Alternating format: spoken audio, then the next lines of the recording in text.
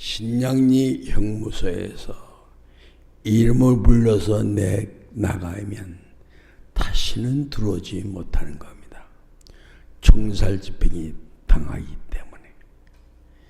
그래서 이제 이 신양리 형무소에서 한 달 동안 살다가 500명을 불러냈는데 거기에 한 사람으로 불려서 나가니까 추록을 타라고 그런 겁니다. 그래서 추록을 탔더니 서포 뒷동산으로 데려가는 겁니다. 가서 보니까 구대를 깊이 파놓은 구대가 여기저기 있었던 겁니다. 그래서 총살을 시켜가지고 전부 구대 속에다가 집어넣는 겁니다. 그래서 6사람씩 불러서 세워놓고 6사람씩 총살을 시켜서 그 구대에다가 집어넣는 겁니다. 그걸 보면서 이 사람은 총살 집행장에 설 때에 이 사람을 하나님이 살리려니까 맨 먼저 총살 당하게 하지 않고 맨 마지막에 6사람이 남은 가운데 총살 집행장에 쓴 겁니다. 그래서 불과 한 10m인가 15m 앞에서 총을 쏴서 죽이는데 총소리가 얼마나 큽니까? 그러니까 이 사람은 그 총을 쏘는 순간 기절을 한 겁니다. 기절을 해서 정신 잃고 쓰러졌는데 총알에 맞아서 죽은 줄 알고 그 인민군들이 이 사람의 몸을 그 시체 무더기 속에 던진 겁니다. 많은 사람이 죽었기 때문에 죽은 시체가 이 구대ing에서 위로 올라오겠죠? 그 위로 올라오는데 거기에 던져지게 된 겁니다. 그래서 이 사람 위에는 시체가 2구가 있었던 겁니다. 그래서 이 사람이 거기에서 정신을 잃고 있다가 몇 시간만인지는 몰라도 정신이 깨난 겁니다. 그래서 정신이 깨나서 내가 죽었는지 살았는지 확인하기 위해서 넓적다리를 꼬집었어요. 그때 아파요. 야, 내가 살았구나 하고서 이제 내 위에 있는 시체 2구를 밀어 제껴서 그 다음에 거기서 기어 나왔습니다. 그때 이 사람이 기어 나왔을 때는 총살시킨 그 군인들이 전부 가버리고 없고 아무도 없었습니다. 그래서 이 사람이 거기에서 시체 무더기 속에서 나와가지고 이 사람이 그 서포 뒷동산 꼭대기를 향해서 올라갔습니다. 그래서 거의 7, 8불능 전까지 올라가서 북쪽을 바라봤던 겁니다. 북쪽을 바라보니까 그 환한 불빛이 나를 향해서 비치는 겁니다. 그래서 이 사람이 거기에서 기도하기를 하나님 저 불빛 있는 대로 가라고 하시는 겁니까? 하고서 이 사람이 기도를 하니까 그냥 생수 연결이 강하게 되는 겁니다. 그래서 그것이 하나님이 가라는 응답인 줄 알고 이 사람은 그 불빛을 향해서 북쪽으로 약 30리 거리를 걸어서 갔던 겁니다. 가보니까 거기가 나중에 알고 보니까 대동군 부산면 용궁리입니다. 용궁리. 그래서 용궁리에 가보니까 부엌에서 어떤 처녀가 설거지를 하고 있는데 복문을 열어놓고 했기 때문에 그 부엌에 전기불이 그 서포 뒷동산까지 비쳤던 겁니다.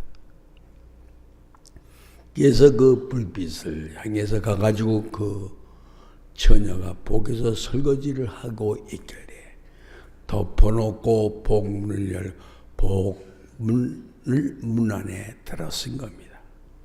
들어서면서 사람 좀 살려주세요 그랬어요.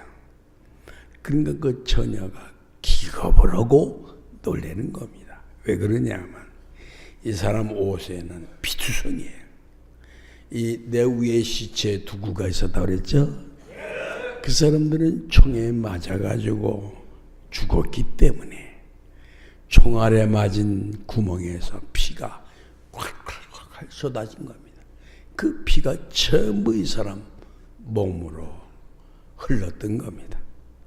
그래서 그 몸에 피 묻은 걸 보고 그 처녀가 깜짝 놀란 겁니다. 그래서 이 사람이 내가 앞을 이렇게 보니까 피가 잔뜩 묻었어요. 이 피를 보고 놀라시는군요 그랬죠. 나는 사실은 서포 뒷동산에서 총살 집행을 당한 사람 중에 한 사람입니다. 그런데 하나님이 나를 살려주셔서 총알에 안 맞고 이렇게 여기까지 살아왔습니다 하고 얘기하니까 그 처녀 하는 말이 그럼 교회 나가시나요? 그래. 네, 교회에 나갔습니다. 그러면 주기도문 한번 외보시라요. 그래. 그래서 그 피한도 맛이에요. 그래서 이 사람이 주기도문을 외웠어요. 그러니까 틀림없이 하나님을 믿는 우리 교회 식구로군요. 그러면서 그 처녀가 안심을 하고 이 사람한테 저녁을 준비해서 준다고 하면서 고구마 쪼갠 두 쪽을 딱 내놔요. 그 자기네 저녁이라는 겁니다. 그 이북에는요, 밥이라는 건 구경을 못하는 곳입니다. 고구마를 내놓고 먹으라고 하길래 내가 그 고구마가 입에 들어가겠어요? 방금 총살 집행 당해가지고 놀래서 정신을 잃었다가 정신을 찾아가지고 찾아왔는데 그 고구마가 입에 들어가겠어요? 안 들어가요. 그래서 나 이 고구마 한만 배가 고파도 입에 들어가지 않습니다. 그리고 이제 선생님 가족이 몇 명입니까? 하니까 우리 가족은 여러 명입니다. 큰오빠가 있는데 방공청년으로서 이제 큰오빠, 작은오빠가 산에 가서 무전기를 들고 아군 비행기가 오면 어디에 뭐 있고 어디에 인민군 부대가 있고 어디에 이제 포부대가 있고 하는 걸 전부 비행기 조종사한테 알려주는 겁니다. 그러면 비행기에서 거기다 폭격을 하는 겁니다. 그러니까 그런 역할을 하는 방공 청년들이에요. 그래서 둘째 오빠는 뭐라 하십니까? 하니까 우리 둘째 오빠는 진짜 공산주의자입니다. 김일성이 밑에서 김일성이를 수발하는 그러한 중요한 일을 하고 있습니다. 그래서 둘째 오빠가 조금 있으면 집에 들어온다는 겁니다. 그럼 둘째 오빠한테 내가 들키면 진짜 그때는 죽을까 살까? 죽는 거죠? 그래서 이 사람이 둘째 오빠 들어오기 전에 빨리 나를 숨겨주세요 그랬어요. 그러니까 그 처녀가 따라오시라요 그래요. 그래서 야, 너 피아노 맛이 참 뚝뚝해요.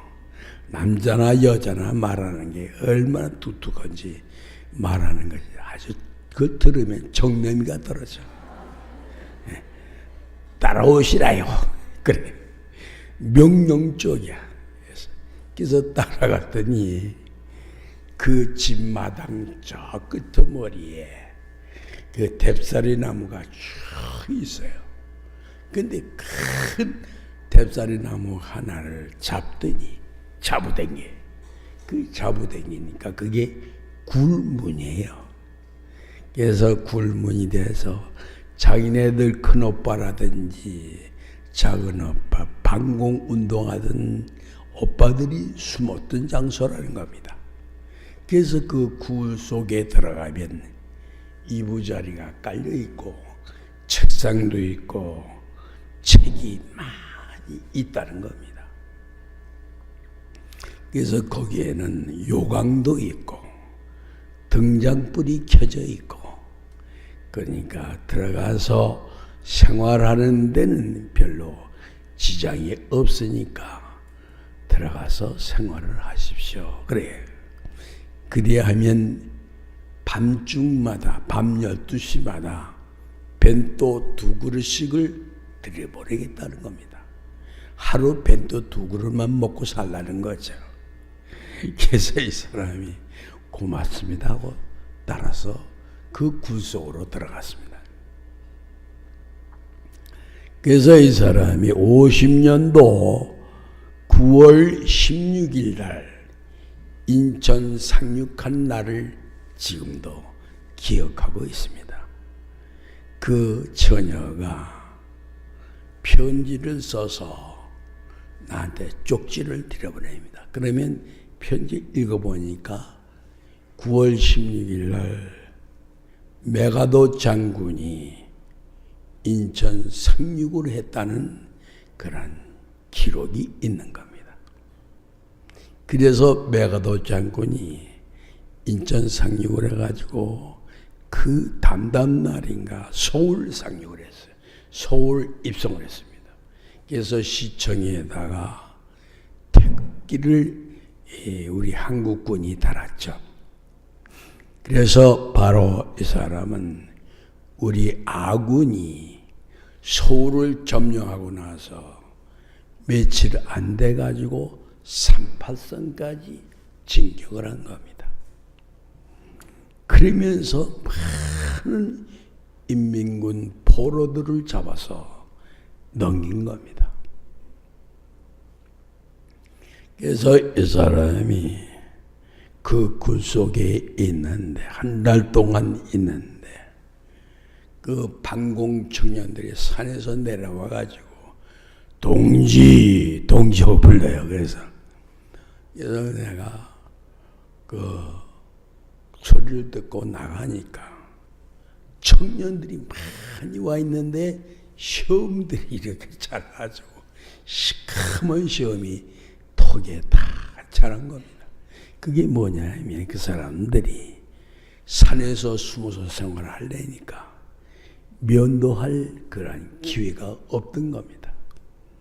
그래서 이 사람들이 시험이 시커멓게 자라가지고 그리고 나를 보더니 막 껴안고 울면서 얼마나 고생하셨냐고 하는 겁니다. 나는 별로 교수 고생한 건 없습니다. 그러니까 그 사람들이 이제 우리 아군이 평양을 점령해서 여기에 당도하니까 치안대를 조직해야 되지 않겠습니까? 그래. 물론 치안대를 조직해야죠. 그러니까 그 치안대를 조직하려면 치안대장이 있어야 될 게 아니요. 그래. 물론 대장이 있어야죠. 여기 여러 어르신네들 나이 많은 분들이 있으니까 나이 많은 분이 치안 대장을 해야 될 거 아닙니까? 그래서 말했더니 아닙니다. 이것은 현재 당신이 젊었지만은 당신은 총살 집행까지 당했던 사람이다. 총살 집행까지 당해가지고 살았으니 당신만은 애국자가 어디 있겠습니까? 그러면서 당신이 하라는 겁니다. 그래서 내가 끝까지 사형을 했어도 그 사람들이 나더러 치안대장을 맡으라고 해서 할 수 없이 이 사람이 수락을 한 겁니다. 그래서 이 사람이 사실은 대동군 치안대장을 20살 때 한 겁니다. 나이가 20살 때. 치안대장을 할 때에 이 사람은 치안대장한테는 권총 2자루가 지급이 됩니다. 양쪽에다 쌍고총을 채고 잘 때도 차고 자고 낮에 활동할 때도 늘 차고 다니고 그런 겁니다. 그래서 이 사람이 이렇게 차고서 자는데 새로 2시쯤 돼서 대장님하고 불러요. 그래서 이 사람 누구야? 하고서 권총을 내놓고 적이면은 쏴서 죽여야 되고 우리 치안대원이면 맞이해서 얘기를 해야 되니까 이 사람은 권총을 대고서 문을 열라고 그랬어요. 그러니까 문을 열고 들어오는 사람이 치안대원이에요. 그래서 뭐 때문에 오셨어? 지금 2시인데 지금 요 너머 불악에 외딴 집이 있는데 인민군 장교로 구성된 200명이 이 외딴 집에 들어와서 밥들을 먹고 있습니다. 그러니까 우리가 빨리 선수를 써서 그들을 전부 쏴서 죽이든지 그렇지 않으면 그 사람들을 포위해서 전부 잡아오든지 해야 될 것 같아서 대장님을 찾아 뵈러 왔습니다. 그래. 아 그래? 그럼 치안대원이 지금 몇 명 있나? 그러니까 5명 있다고 합니다. 5명. 좋아. 그러면 전선줄, 전화줄이 무대기 있는 곳이 있으니까 그걸 찾아 가지고 가져오라고 그랬습니다. 전설줄 왜 그러냐 하면 그 인민군들을 잡으면 한 명 한 명 다 묶어야 되니까 내가 묶여 다녀봐서 안다. 그러니까 그 전선줄을 전화줄을 준비하라고 그랬습니다. 여러분들 전화줄 알죠? 그 가는 데란 전화줄을 이제 한 뭉태기를 들고 왔습니다. 그래서 그걸 들고 당신은 1소대장, 당신은 2소대장, 당신은 3소대장, 그 다음에 당신은 4소대장. 군대에 4소대장은 없어요. 인민군 속에도 4소대장은 없습니다. 근데 나는 군대 생활을 해보지 못했으니까 4소대장을 임명하는 겁니다. 당신은 5소대장. 각 소대장 이름을 붙였습니다. 그래서 내가 부르면 3소대장이 대답을 하고 오라고 그랬습니다. 그래서 이제 그 제일 먼저 그놈들이 인민군들이 있는 그 집을 완전 포위를 해서 내가 정면에서 권총을 쏘면서 그놈들한테 말을 할 테니까 여러분들은 내 명령대로 움직이라 그랬습니다. 이 사람은 군대 생활 경험이 없습니다. 그러나 이 사람이 어려서 병장 잡기 놀이는 했죠. 그래서 이 사람이 그 치안대원들을 이끌고 그 인민군 200명 장교들이 밥 먹고 있는 장소, 그 집을 완전 포위했습니다. 그래서 정문으로 들어가서 참 이 사람 참 마음이 아주 대가 센 사람입니다. 만약에 그들이 무기다 가지고 있는 놈들인데 총을 쏘면 맞아 죽는 거 아닙니까? 근데 정문에 가서 권총을 빵빵 쏘고 너희들 여기 200명이 와 있는 걸 안다. 아군 중대가 너희들 완전 포위했으니까 꼼짝 마라. 그랬더니 그놈들이 안에서 말하기를 총 쏴서 죽이지 말고 살려만 달라는 겁니다.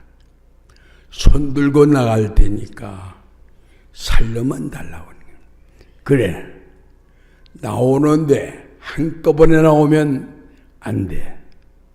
한 명씩 나와. 한 명씩 나오는데 나오려면 한 명씩 나오는 거야. 나오라고 하지 않은데도 나오면 총을 쏴서 죽인다.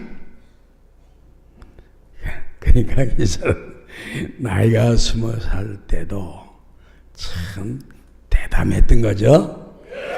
그래서 이 사람이 200명의 인민군 장교들이 다 누구냐 하면 중국에서 팔로군 생활을 30년씩 하던 사람들이에요. 30년씩. 그러니까 이렇게 포위가 되니까 꼼짝을 못하는 겁니다. 그래서 이제 처음에 포위해가지고 5명이 치안대원이 전부 총을 하늘을 향해서 막 쏘니까 따다다다다 하고 총소리가 요란하잖아요. 그러니까 완전히 포위됐다는 걸 알았죠. 그래가지고 이 사람이 그 인민군 장교 한 명씩 나온 대로 삼소대장 오라고 그래가지고 그 나오는 대로 다 묶으라고 그랬습니다. 묶을 때 두 손을 뒤로 하고 그리고 묶어서 꼼짝 못하게 묶어라. 그러니까 200명을 꽁꽁 묶었는데 참 얼마나 되게 세게 묶었는지 막 손목이 아프다고 막 난리더래요. 잔소리 마라. 총 쏴서 죽이지 않은 것만 다행으로 생각을 해. 뭐야 아파 이 새끼들아. 그래서 이제 200명의 그 팔로군 생활 30년씩 하던 장교들인데 이 사람이 200명을 잡아가지고 일사대장 네 저쪽에서 불러 대답하는 게 선원도 동맹만 데리고 와. 그러니까 선원도 동맹이 다야 다 오는 겁니다. 치안대원이 다 왔죠. 그놈들이 알기에는 수백 명 가운데서 선호도 동맹만 오는 줄 알고 있는 거죠. 그래서 이제 이 사람이 이 전쟁이라는 건 전술상 적을 기만하는 겁니다. 적을 속여야 이기는 거예요. 적을 속일 줄 모르면 그 전쟁에 이길 수가 없어요. 그래서 200명의 그 인민군 장교들이 숨도 제대로 못 쉬었어요. 꼼짝 못했습니다. 그래서 그 용궁리 국민학교 교실에다가 잡아다 놓고 내가 거기에서 말했습니다. 너희들은 군대 생활 30년씩이나 했으면서 군대 생활 하루도 못한 대학생이야. 대학생한테 너희들은 잡혀온 거야. 얘기했어요. 그리고 우리 치안대원들에 의해서 너희들이 붙들려온 거야. 그러니까 너희들 죽이지 않고 살려주는 이유가 너희들은 다 당군 할아버지 자손들이야. 그렇기 때문에 피가 같아.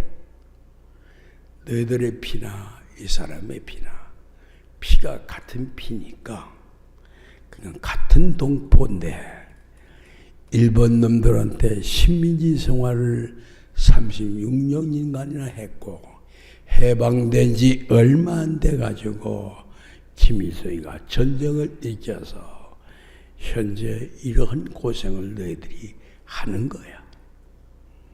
그러니까 나는 너희들을 동정을 한다.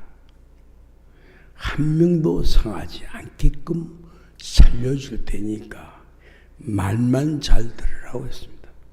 그러니까 대답을 하는 겁니다. 그래서 이 200명을 이 사람이 몽땅 잡아가지고 포로 수용소로 댕깁니다. 그렇게 무더기 인민군을 잡아가지고 포로 수용소로 남긴 사람이 5,000명입니다. 5,000명을 이 사람이 다 잡아서 댕깁니다.